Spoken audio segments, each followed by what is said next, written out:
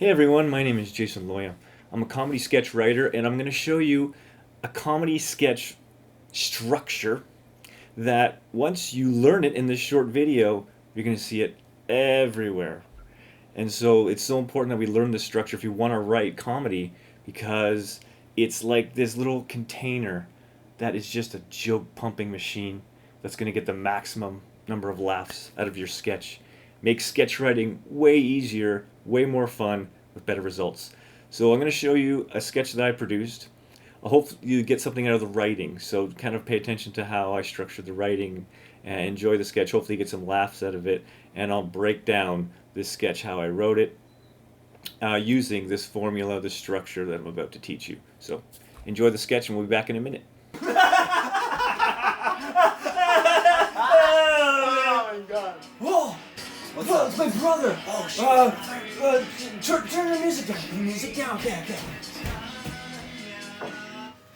Hey, bros. What's going on? Hey, little brother. How's my house? Yeah, it's just going good. It's going really good. Great, because I'm going to be home in a few hours. What? I thought you were coming home Monday. It is Monday. Is there a problem? Oh, no. That's cool. I'm surprised that you could fly, because Hurricane Douglas. I thought Douglas didn't hit Hawaii. What? Oh, no, bro, man. Oh, it was a direct hit. I mean, it was gnarly. So, this place might not be as clean as you think, It looks like you haven't cleaned the kitchen for a week. I know, doesn't it? Totally looks like that. It's just amazing. The winds, it just blows stuff around, It makes stuff messy everywhere. Really? What? Bro, you ever been in a hurricane before? I mean, Actually, I have. Who's that? Oh, Buster, I said no house guests. that's just Hank. Not a guest. He's, oh man, his place, totally flooded by the storm surge. Hurricane Douglas storm surge. Dude, I didn't think you'd mind giving the poor guy shelter. Oh, of course. Poor Hank. Bro, dude, were you at the party too, bro? What party? I said no parties, Buster. No, man, it wasn't a party. No, man, it was just Hank. He was upset, so I just invited over some counselors to give him some counseling, right? Counselors? Come on, man. He lost his house. He's traumatized. Sheesh. I'm looking at your Instagram story now. Oh. It says house party tonight with my address. It has buy tickets now button. Uh-huh. You sold tickets to a concert in my living room? No. It was a relief concert. A relief concert? Yeah. I just want to raise money for, the Hurricane Douglas refugees. Refugees? What? They don't count? Give me a break. These people are just disposable? What's the matter with you, man? Fine. Jeez. You want to do this? All the money you made, it goes to charity. Yeah, okay. Yeah, it sounds great. Sounds like a great idea, but, I mean, the money's gone and it's pretty much untraceable, so... And there's no money left? Yeah, no. There's none. None. Dude, there's like a lot of money here though, bro. Yeah. Aha. Thanks, Buster. Yeah. Oh, that's good. All right, look. We made $200. $200. And I'm going to give it to charity. To charity. Yo, bro. It says we got like $1,000 still though. Still got $1,000 left, bro. Perfect. Thanks, Hank. Idiot. God, I hate refugees.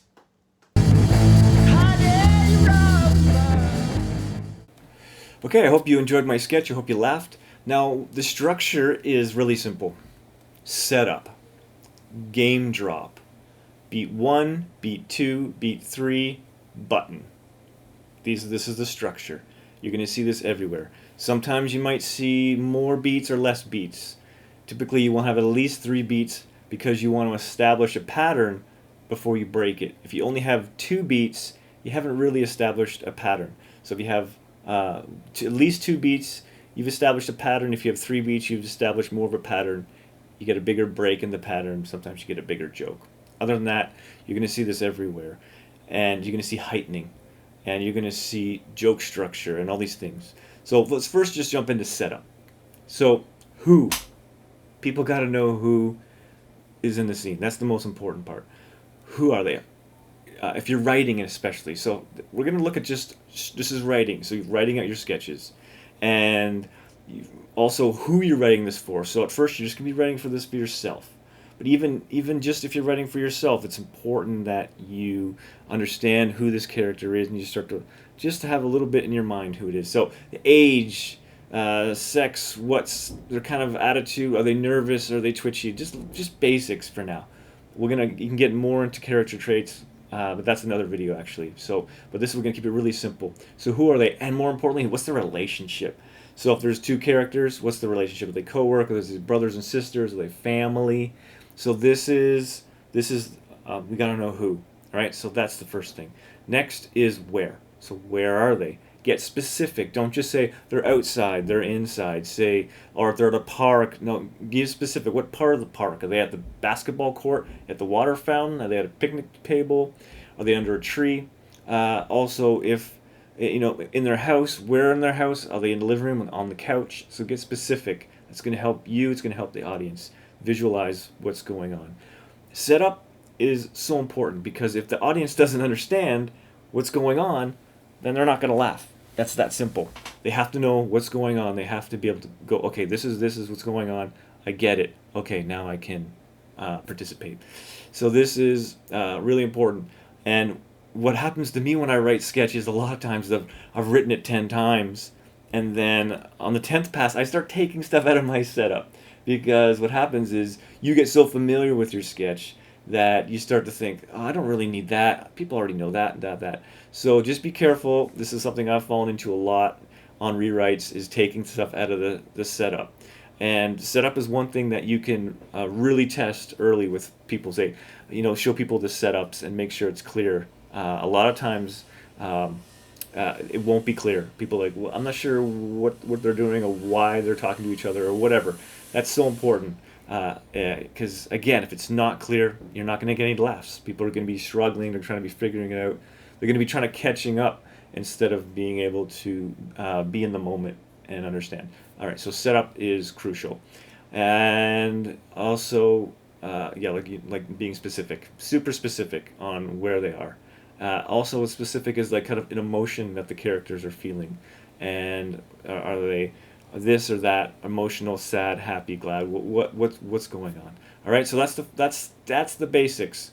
What's going on is another one, but who they are, where they are, what they're doing, and possibly what they want. That is something you can throw in there on the setup. It's not totally necessary. It's good for you to know what they want, but just that foundational part, and that's the setup.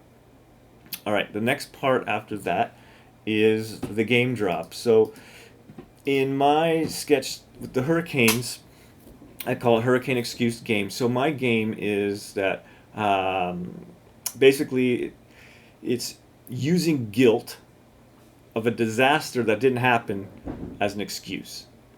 So that's the game. It's so important to condense your game down to one sentence.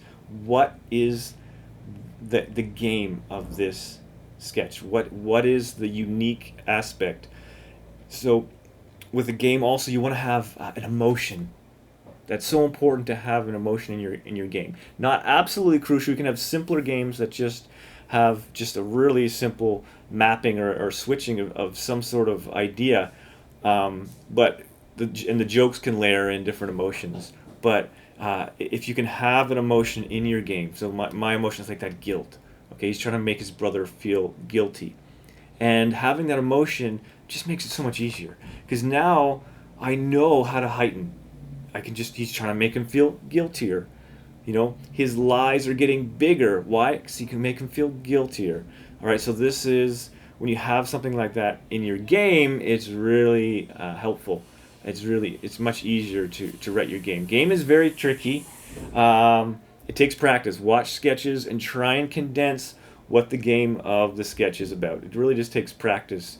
And sometimes I rewrite my sketch 5 times. Sometimes I've produced my sketch and watched it, and then I go, oh, you know what? The game is really this, and then I rewrite my sketch to clarify the game down. So it's tricky. It's really hard to condense your idea into one sentence of what the game is. But again, the more clear you can be on what that game is, the more clear you can communicate to your audience. And once your audience understands the game, then they're along for the ride. Again, it's part of that setup. It's so important. So my game drop is basically, so the game drop is, on my sketch is, bro, direct hit. You know, this place might not be totally clean now because of it, basically. So that's the game drop, where basically he's saying, no, the hurricane did hit, and that's the reason why the place might not be clean. All right, so that's the game drop. Pretty clear. Okay, he's using the hurricane as an excuse why things are not going to be the way they should be. And that's where we start to get into the next beats. So what's a beat? So the beat is now taking that game and playing it again. So the first one is, the place not going to be clean because of the hurricane. All right, that's the first beat.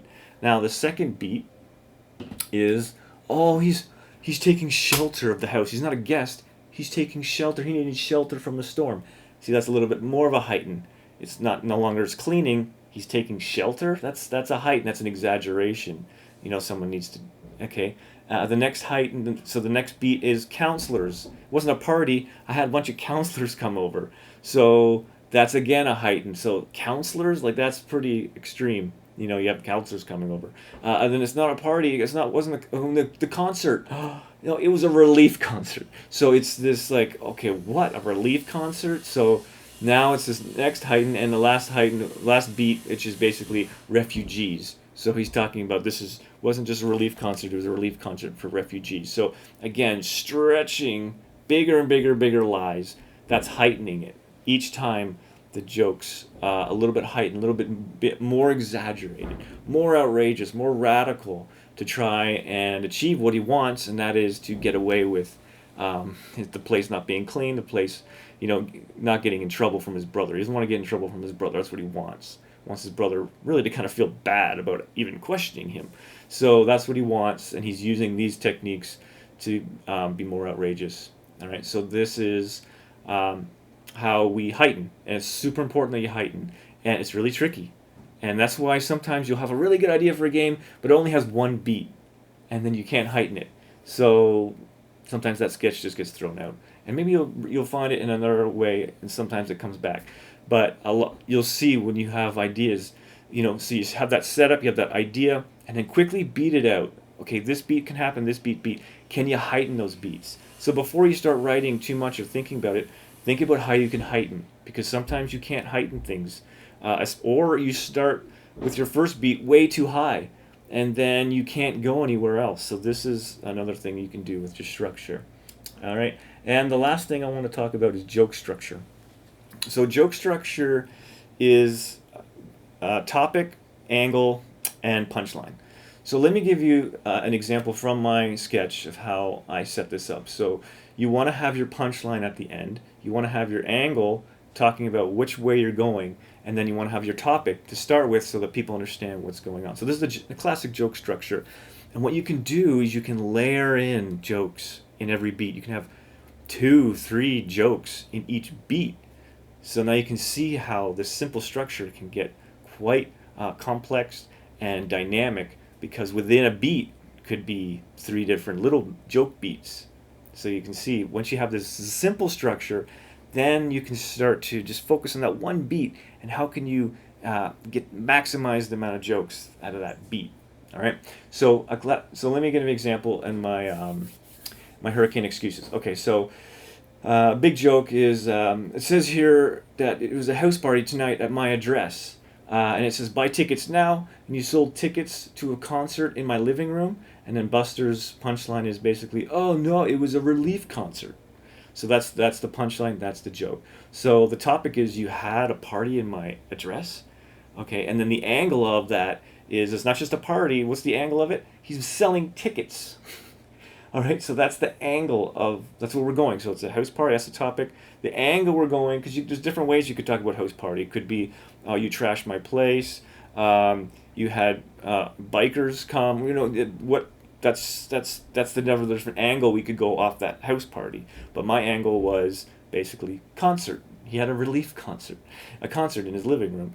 And then the big punchline is the heighten is that it was a relief concert. So again, it's ridiculous, and it's clearly a lie, and you know because it's based off of this fake storm.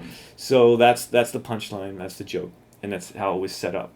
And I consciously thought of that when I was writing this. Is that okay? I know that relief concert is the joke, so then how can I set up this joke with maximum amount of impact? And you can look at all these different examples. Great examples of jokes are late night shows where they have a headline, they give a topic, which is the topic, you know, and then they have the angle, and then they have the punchline. So this is a classic joke structure. You'll see it all over the place, and it's important to understand this joke structure because that's what we're doing. That's what a comedy sketch is basically it's a vehicle to tell all these different jokes and to get as many different laughs. And what is a sketch? A sketch is basically a long joke. So when you get to the button, which is the last thing, that is basically the punchline. So you can call it the punchline, you can call it the button, but my button in my sketch was, I hate refugees. So the whole setup was he's trying to make his brother feel guilty about not caring about giving his friend shelter, not caring about how traumatized he was, not caring about these refugees. He's trying to always making him feel guilty. And then he slips up at the end, he gets angry, and he says, I hate refugees, which is this statement that, of course, you don't want to admit, or, you know, he's not actually refugees, but obviously now he looks bad. He's trying to make his older brother look bad the whole time, but at the end, he loses it, and he ends up looking really bad. So that's the setup, that's the punchline. Also for buttons at the end of my comedy sketches, I like to have a very strong emotion. So I hate this, I love that, you know, a very strong emotion at the end is a nice way to really have that spike at the end. Again, that extreme, you can call it a blowout beat where you're just pushing things to the extreme and there's nowhere else to go. That's another thing to do. It's like you're setting up and you're just, at the end you're just throwing it all in. And it's just this big explosion, and there's nowhere else to go. There's no more fuel. You blew it all up, and that's what you want, because you want the biggest laugh right at the end. So set up all that tension or whatever, and then there's the big blow up. And that's if you get that big laugh at the end of your sketch, you know, people are going to hit that like button. People are going to share with their friends because they got that reaction. So this is a very simple structure. Now that you understand it, now you can write your own sketches, you can improve your own sketches, and you'll start to see this structure everywhere. Go watch a Key and Peele sketch.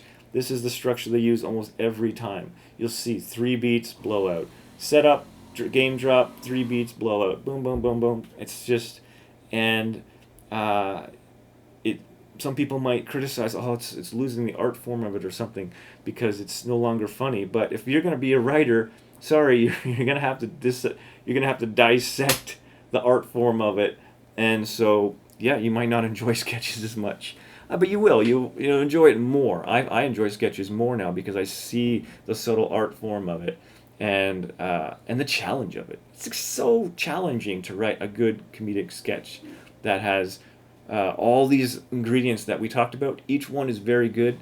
Having something that has beats that can be heightened and can have that big button at the end, it's really tricky.